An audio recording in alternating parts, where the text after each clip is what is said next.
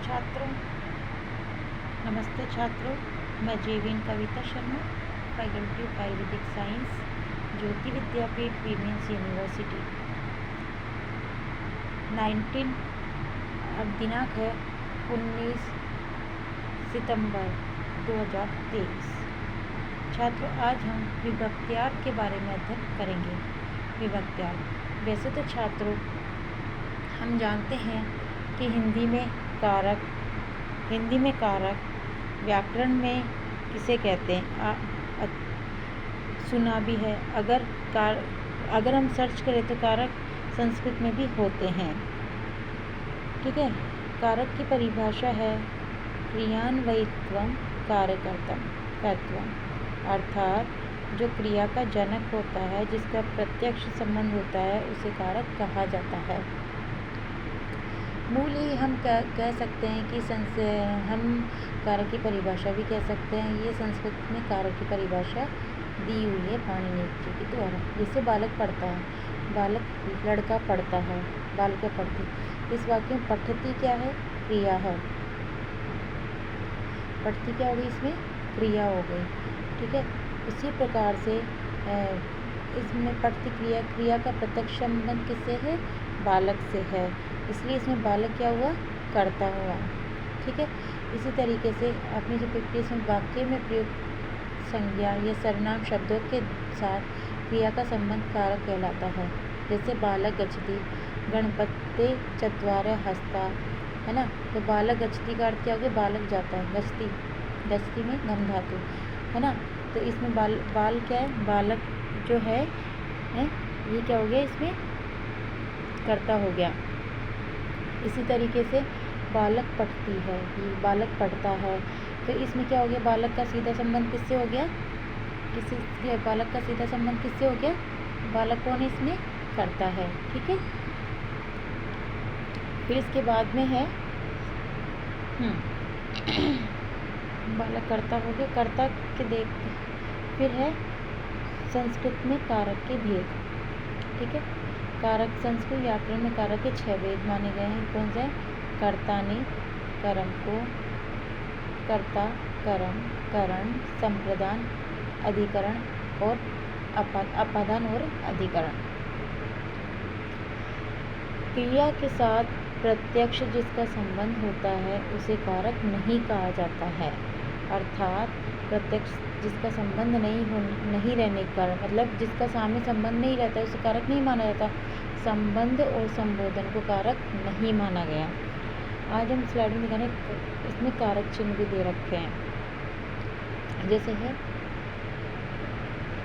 कर्ता ने कर्म को करण से, के साथ, के द्वारा, संप्रदान से पृथक, अपादान। ठीक है। अपादान के संप्रदान से पृथक, अपादान से पृथक। ठीक है।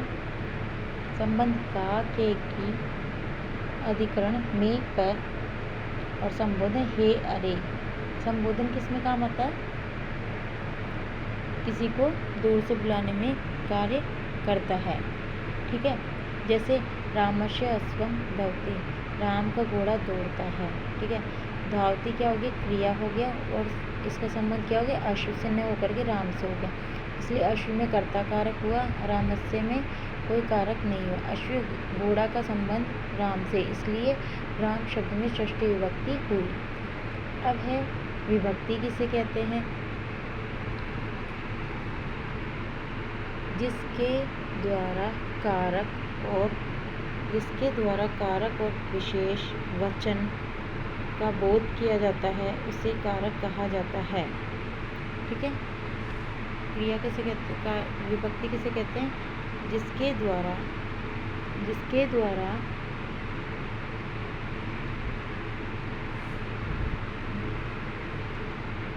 कारक, वचन और विशेष का बोध हो, उसे विभक्ति कहते हैं। जैसे विभक्ति कितनी होती है? 7 होती है। प्रथमा, द्वितीया, तृतीया, चतुर्थी, पंचमी, षष्ठी, सप्तमी।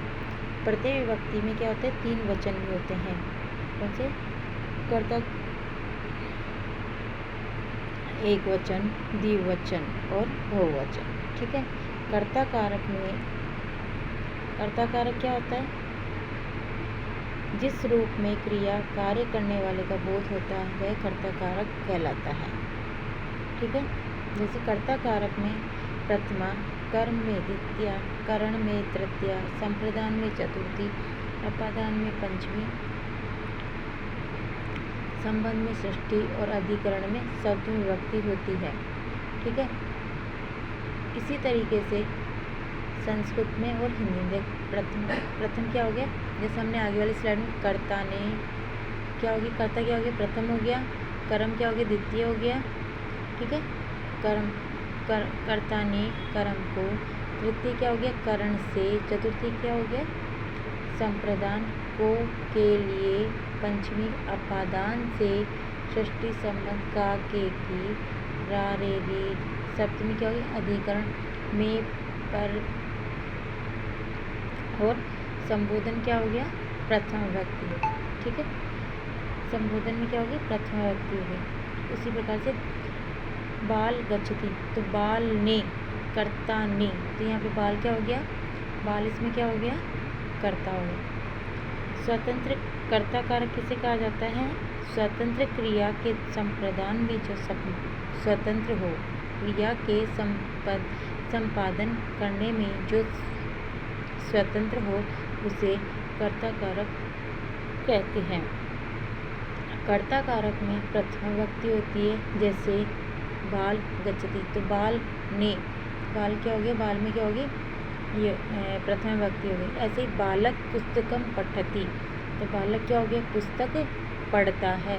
तो इस वाक्य में पढ़ने में क्या हो गया, इसमें क्रिया, पढ़ने में तो क्या कौन है, इसमें कर्ता कारक है। ठीक है, इसी तरीके से इसका जो सूत्र हुआ है, प्रातिपदिकार्थ लिंग परिमाण वचन मात्रई प्रथमा, शब्द मात्र संख्या परिमाण लिंग या वचन मात्र का बोध होने पर प्रथमा विभक्ति होती है। जैसे शब्दार्थ में मात्र में, जैसे उच्चई, राम, फल, है ना, ऐसी संख्या मात्र में एक, द्वे, त्रीणि, ऐसे परिणाम मात्र में क्या हो गए, परिणाम मात्र में, परिमाण मात्र में द्रोणो, व्रीहि, धान्य, लिंग मात्र में तट, नदी, तीरम, वचन मात्र में क्या हो गया, बालक, बालकौ, द्विवचन, बालका, बहुवचन। संबोधन में प्रथमा विभक्ति होती है, जैसे हे कृष्णा, हे कृष्णा। ठीक है, हे कृष्णा संबोधन है, तो हे राम, हे सीते, है ना। तो विभक्तियों में विशेषता क्या होती है, क्रिया संपादन करता होता है, क्रिया का संपादन करने वाला कर्ता कारक होता है, जैसे राम पठति। ठीक है, राम क्या है, पढ़ता है। ठीक है, इसी तरीके से कर्ता, कर्तृप्रथमा, तो कर्ता ने प्रथमा विभक्ति में क्या की, प्रथमा विभक्ति, जैसे राम गृहम गच्छति, राम गृहम गच्छति, कृष्ण पुस्तकम पठति। फिर है अभिध्यायत, ये मातृ प्रथमा, अभिधेय का अर्थ नाम व्यक्त करना होता है, इसे प्रथमा विभक्ति लगती है, जैसे राम, गज, कृष्ण, देव, हरि, विष्णु इत्यादि। फिर अव्ययोगी प्रथमा, अव्यय शब्द के योग में प्रथमा विभक्ति होती, जैसे शूद्रक इति राजा आसीत्, कृष्ण इति सखा अस्ति। संबोधन कारक में प्रथमा विभक्ति होती, जैसे हे कृष्ण, हे राम। जैसे प्रयोजक के कर्तृ प्रथमा।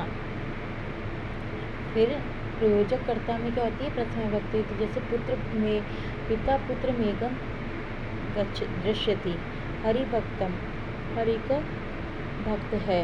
इसी तरीके से उक्ति कर्मणि प्रथमा, कर्मवाच्य में कर्म में प्रथमा विभक्ति होती है, जैसे मया कृष्ण दृश्यते। फिर है आगे है कर्म कारक। ठीक है, हमने अभी तक क्या किया, कर्ता कारक है, अभी हम कर रहे हैं कर्म कारक। कर्म कारक क्या हो गया, कर्म कारक है संज्ञा या सर्वनाम अथवा जिस वस्तु का या व्यक्ति पर क्रिया का प्रभाव पड़े उसे हम कर्म कारक कहते हैं। जैसे बाला पुस्तकम पठति, तो बाला को, ठीक है, जैसे कर्ता ने कर्म को, तो इसका सूत्र है कर्तु रिक्सित तमम करते कर्म है। यह कर्ता ने को जो क्रिया के द्वारा जो अत्यंत अभिषिक्त हो उसे कर्म कारक कहते हैं। जैसे बच्चा चंद्रमा को देखता है, तो बाले चंद्रम पश्यति, बाले क्या हो गया, बच्चा क्या हो गया। इस वाक्य में बाले कर्ता को पश्यति क्रिया के द्वारा अभिलिप्सित है, ठीक है। चंद्र कर्म कारक हो गया। इसमें द्वितीय विभक्ति होगी कर्मणि द्वितीया से। कर्म कारक में द्वितीय विभक्ति होती है। जैसे सीता रोटी खाती है, सीता रोटी का खादती, क्या हो गया। इस वाक्य में रोटी काम क्या है, कर्म कारक है, इसमें द्वितीय विभक्ति होगी। अर्थात क्रिया विशेषण में भी द्वितीय विभक्ति। जैसे कछुआ धीरे धीरे चलता है, कच्छप मंदम मंदम चलती। मोहन मीठी बात करता है, मोहन मधुरम वदती, है ना। तो मंदम मंदम और दूसरे वाक्य में हमने क्या किया, मधुरम क्रिया विशेषण हो गया, इसलिए इसमें क्या हो गया, द्वितीय विभक्ति हो गई। सर्वत्र परित अभित चारों ओर अभ्यत दोनों प्रति निक्सा समीप दिक अनुयावत शब्दों के योग में द्वितीय विभक्ति होती है। जैसे गांव के चारों ओर खेत है, ग्रामम सर्वत्र क्षेत्राणि सन्ति। नदियाँ समुद्र के पास जाती है, नद्यः समुद्र प्रति गच्छन्ति, है ना। ऐसे ही विद्यालय के निकट नदी है, विद्यालयम निकषा नदी अस्ति। राम घर तक जाएगा, राम गृहम यावत गमिष्यति। फिर आगे है, इसमें धातु है दुह, याच, प्रच्छ, यादि धातु के योग में भी कर्म होता है और दोनों में द्वितीय विभक्ति होती है। रमेश गाय दुहता है, रमेश गाम दुग्धम दोग्धी। किसान से अन्न मांगता है, कृषकम अन्नम याचते। छात्र शिक्षक के से पाठ पूछता है, छात्र शिक्षम पाठम पृच्छति। फिर आगे हम करेंगे करण कारक। जिसकी सहायता से कार्य संपन्न हो वह करण कारक कहलाता है।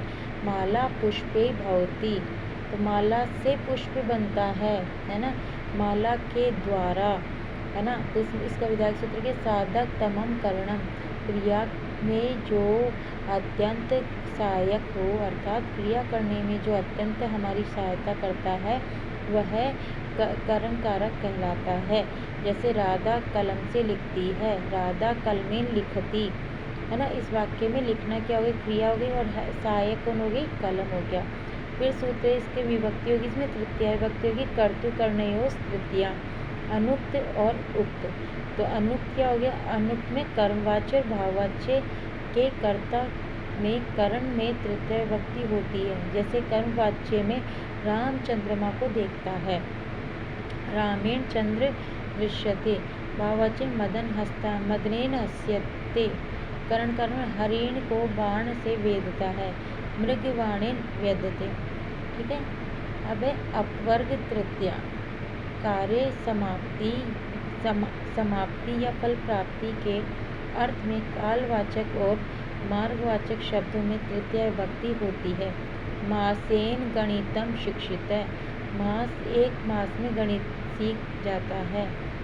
सहयुक्त प्रधान, सह, साग, सार्ध आदि शब्दों के योग में तृतीय विभक्ति होती है। रामेण सह सीता वनम अगच्छत, है ना। तो यहाँ पे सह में क्या होगी, रामेण में तृतीय विभक्ति होगी किसी सह शब्द के योग में। फिर सूत्र येनांग विकार है, जिस अंग में विकार का ज्ञान हो उसमें तृतीय विभक्ति होती है। पीठ का कुबड़ा, पृष्ठेन कुब्ज, पाव में लंगड़ा, पादेन खंजय, कानों से व्याकरणाभ्याम बहिर्बध है। प्रकृतिभ्याम उपसंख्यान, प्रकृति, जाति, आकृति आदि के कई नाम शब्दों में तृतीय विभक्ति होती है, जैसे प्रकृत्या शूर, स्वभाव में वीर है। फिर इत्थंभूत लक्षण है, जिस लक्षण में कोई व्यक्ति या पदार्थ की पहचान जाए उसमें तृतीय विभक्ति होती है, जैसे जटाभि तापस्य, जटाओं से तपस्या का ज्ञान होता है। शिखया हिंदू, चोटी से हिंदू मालूम पड़ता है। इसी तरीके से अब हम संप्रदान कारक का अध्ययन करेंगे। संप्रदान का अर्थ है देना, अर्थात देने के अर्थ में। कर्ता जिसके लिए कुछ कार्य करता है, जिसे कुछ देता है, उस व्यक्त करने वाले रूप को संप्रदान कारक कहते हैं।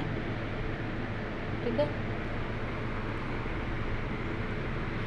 कर्मणा यम विप्रेत से संप्रदान, जिसको दिया जाए वह संप्रदान कारक कहलाता है। इसे संप्रदान कारक कहते हैं।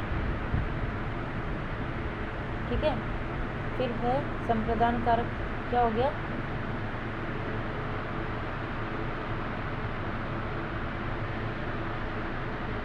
संप्रदान कारक क्या हो गया कि जिसके द्वारा दिया जाता है। ब्राह्मण को वस्त्र देता है, ब्राह्मणाय वस्त्रम ददाति या ब्राह्मणाय वस्त्रम यच्छति।